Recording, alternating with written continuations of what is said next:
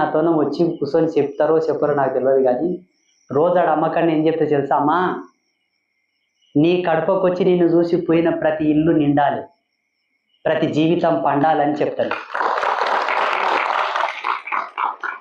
12 సంవత్సరాల నుంచి ఇదే నా తపస్సు. ఎందుకంటే చెప్పున్నా, నేను కనిపించను, ఏ పాపం ఎరగని పాపిని నేను. అన్ని కర్మలు అన్ని ధర్మాలకు పాత్రత పొందిన సంసారము యజమాని తరించాలి. అప్పుడే నేను నిన్ను స్థాపించినందుకు, నీవు ఇక్కడ నిలబడ్డందుకు విలువ. ఇదే చెప్తా నేను. కాకపోతే ఏమైంది, ఎక్కడ పొరపాటు జరిగిందంటే, మీరే సెటిల్ చేసుకోవాల్సిన సమస్యలను తెచ్చి వాడేస్తున్నారు. అది వచ్చింది పొరపాటు.